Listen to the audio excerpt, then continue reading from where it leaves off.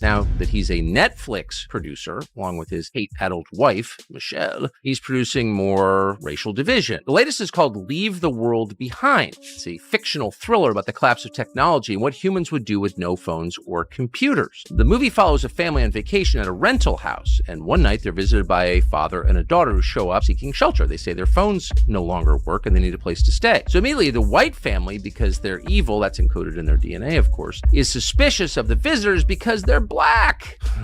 And it goes on and on and on like this. Here's a clip. I'm asking for you to remember that if the world falls apart, trust should not be dulled out easily to anyone, especially white people. Can't trust white people. They're evil. This is the guy, remember, who became famous at the Democratic Convention in 2004 by telling us there is no white America, there's no black America, it's just one America. But of course, that's not really a profit model in politics, is it? So he's been stoking race hatred ever since, and the disarray around us is the result. And our latest target, as you will see in this little trailer for tomorrow's bigger piece, is Michelle Obama. Watch. Oh, man. A former first lady with her own podcast. I'm Michelle Obama. People line up for my advice. No, not her. This former first lady. I'm Megyn O. People need to hear from me. Many people don't understand. Not much is covered in the White House. It's expensive to live in the White House. We made it through. We got out alive.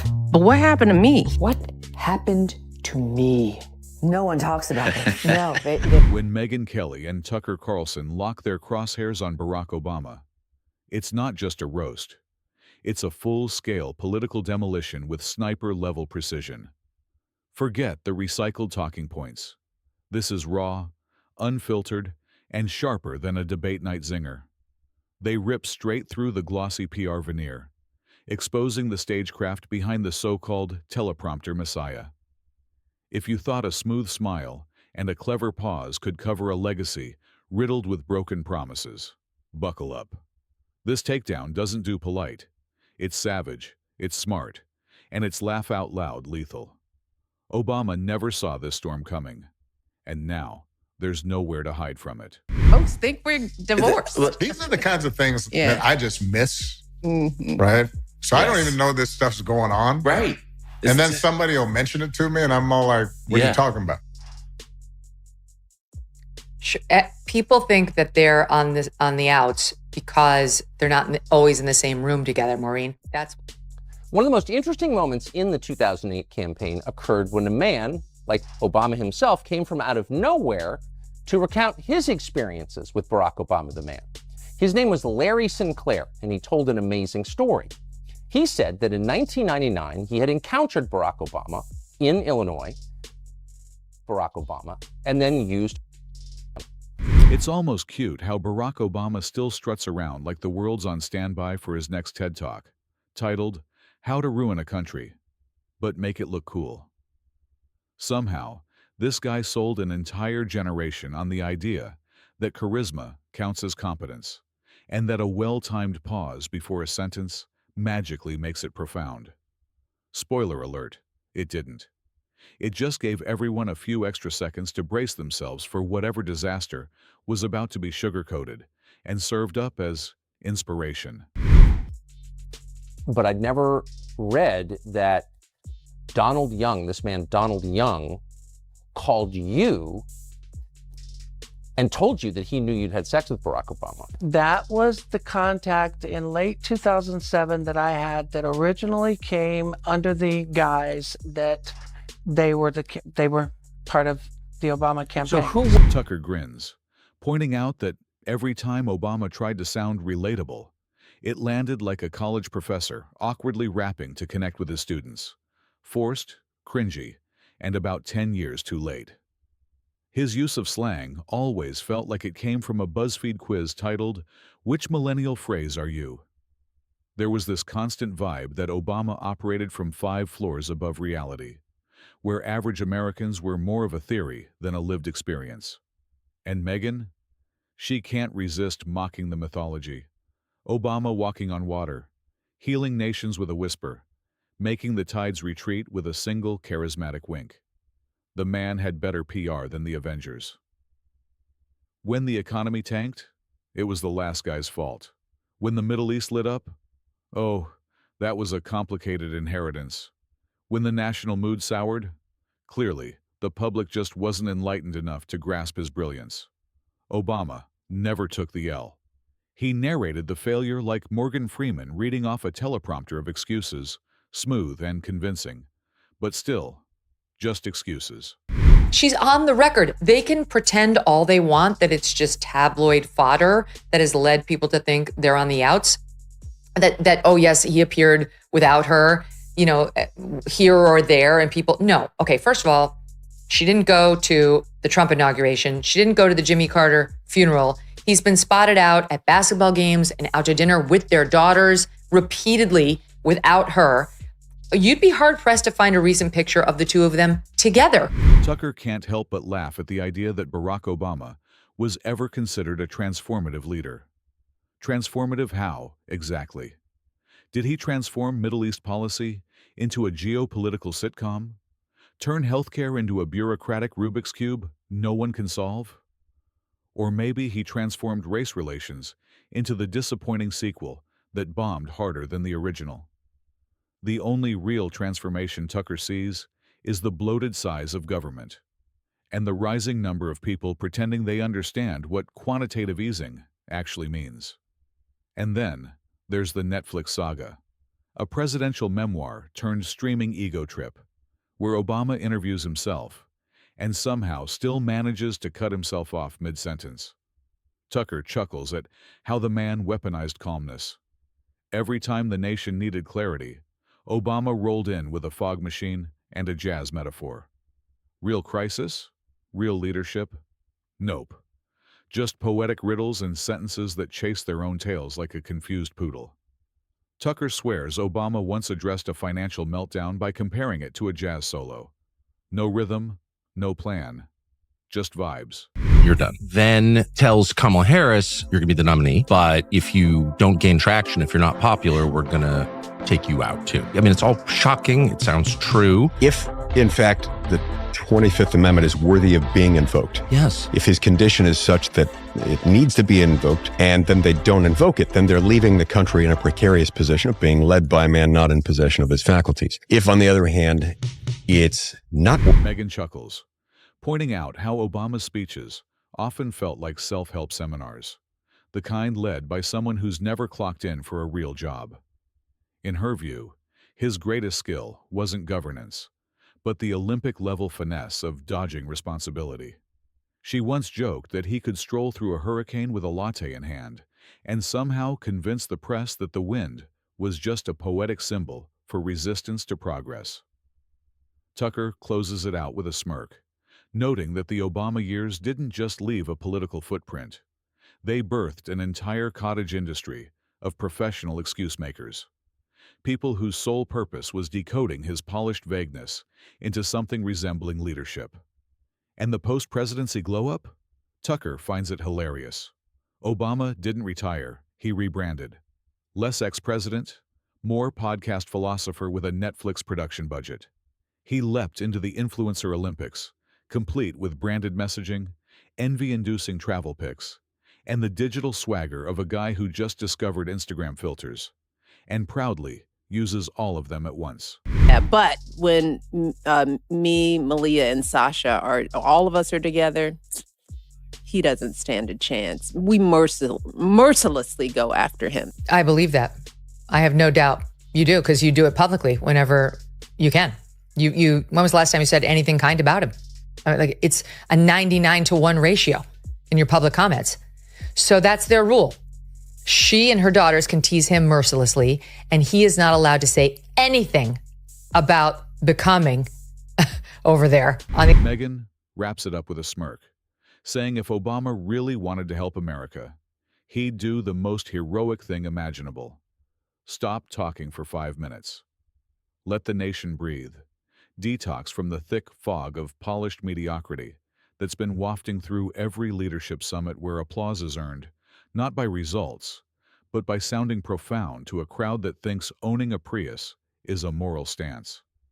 Just one break from the echo chamber of self-congratulation pouring out of overpriced sound systems and TEDx stages. And Tucker? He's still laughing. Because while Obama superfans are out here sculpting digital Mount Rushmores, using hashtags and Valencia filters, the rest of us are scratching our heads, wondering what, exactly, got transformed. Besides, of course, the national ability to wrap failure in confidence and tie it off with a bow made of poetic vagueness. But hey, it's not over. Not by a long shot. Because every time a mic flips on, every time a speech gets delivered from a marble staircase or a cozy Zoom fireside chat, Obama's there, ready to remind the world how amazing he believes he was. And the best part? The more he talks, the easier the roast gets.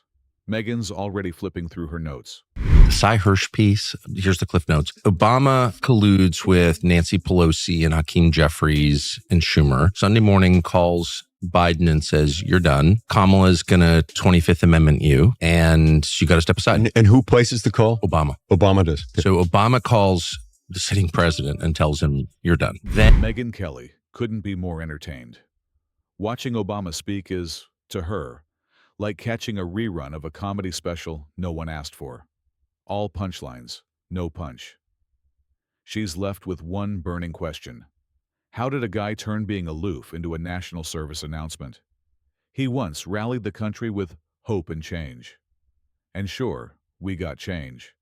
The kind you find under the couch cushions after realizing your wallet's been drained by policies that turned affordable into political code for good luck affording it. Did you see the video of Biden at the debate in 2007 announcing that Barack Obama had an AIDS test? I know Barack got tested for AIDS. Oh, Remind me. The funniest video ever. Biden said, well, I think, AIDS is a real problem in the African-American community. And the community's engaged in denial. And I think we should all get AIDS tests. Barack Obama had an AIDS test. I know Barack got tested for AIDS. There's a cutaway of Obama being like, I hate you. It's an important thing. Then Biden's like, which is totally good. And I think he's negative, but all men should get an AIDS test. There's no shame in being tested for AIDS. Obama is so mad. Megyn doesn't let the irony slide. She calls it out with precision. Here's a man preaching unity, yet he practically wrote the book on passive-aggressive elitism. She can't help but roll her eyes every time he strolls onto a stage, looking like he just got back from a semester abroad, in smugness. Obama talks about bipartisanship like it's a sacred ritual, but in reality, his idea of compromise sounds a lot like, everyone else shuts up and agrees with me. His speeches may still carry the rhythm of a sermon, but the church is boarded up, and the congregation checked out a long time ago.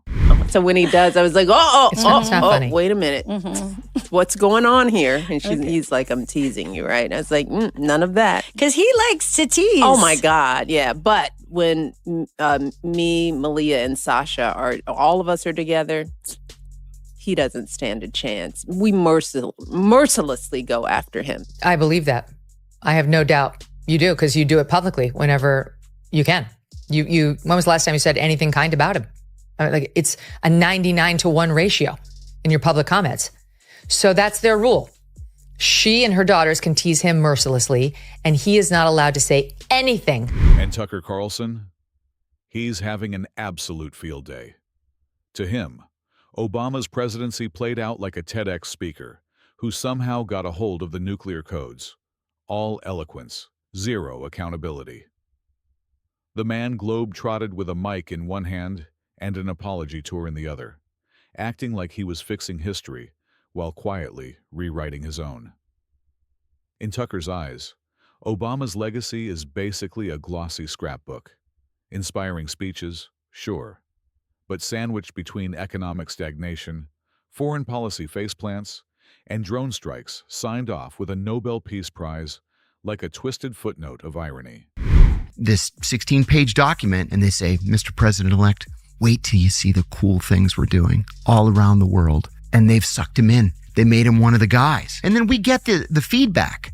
at the CIA. Oh, the president loved this. The president had a follow-up question on that. Oh, the president said, "Oh my God," when he read this. Well, it almost sounds like you're psychologically profiling the president. Oh, I think that's exactly what they do. And so they use the tools that they have employed for decades to subvert foreign governments to subvert their own government. Megyn remembers Obama's grand talk about transparency, always delivered with the flair of a magician who somehow forgot the part where he shows the audience the trick. Everything was wrapped in $10 words and a thick fog of faux intellectualism. She pictures him reading the Constitution like it's a choose-your-own-adventure novel, where every path somehow leads to more bureaucracy and government control. And then, of course, there's the tan suit. Tucker still can't say it with a straight face. The media had a full-blown meltdown, not because it was offensive, but because it was the only mildly interesting thing that happened during a summer full of scandals, dressed up as NPR pressers delivered by Ambien. Obama had the uncanny ability to make anything boring. Megyn says she's seen less over-explaining at abstract art exhibits. Every time he slipped up, the media would trip over themselves to explain that it was actually brilliance in disguise. Leading from behind, translation. Napping through a crisis and waking up just in time for the post-game speech.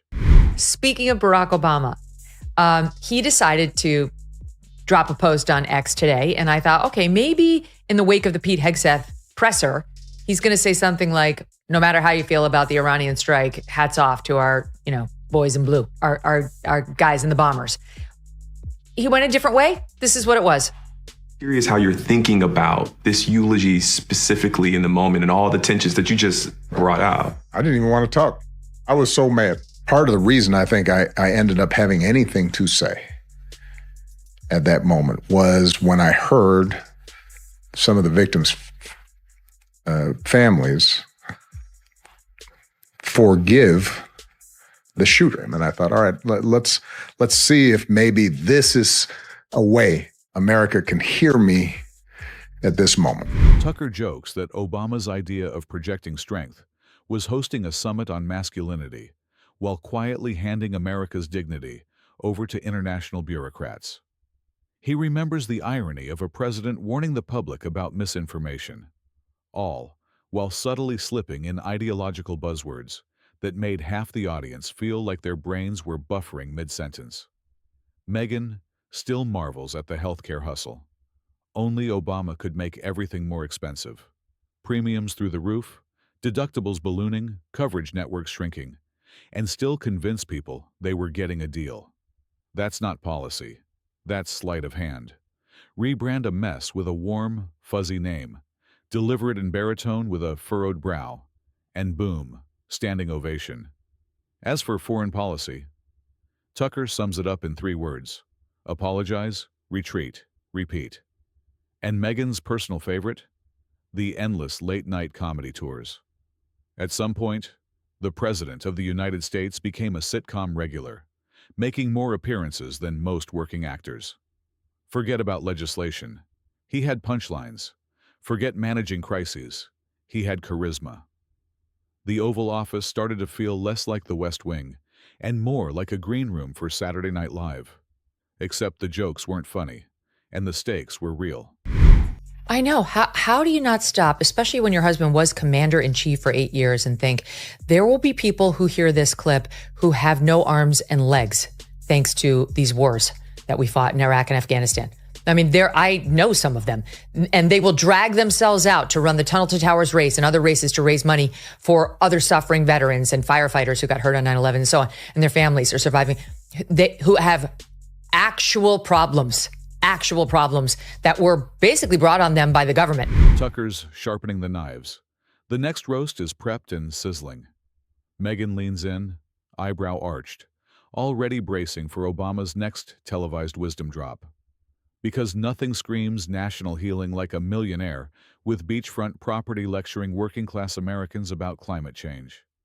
She can't help but wonder if he films those earnest videos before or after boarding a private jet to another book signing getaway in Martha's Vineyard. The irony's so thick, it could block out the very sun he claims he's saving us from. Tucker practically lights up at the memory of Obama telling coal miners to learn to code, like that was some kind of silver bullet for economic collapse. Meanwhile, eggs triple in price, and the media rebrands it as resilience. He shakes his head, chuckling, because only Obama could sink a battleship with a poem and still exit the stage to a standing ovation. It's not that the public misunderstood him. It's that understanding him too well meant seeing the dysfunction behind the curtain. And once you start digging, it's impossible to unsee. Obama was never the wizard, just the guy behind the screen, yanking levers and hoping no one noticed the sparks flying out the back.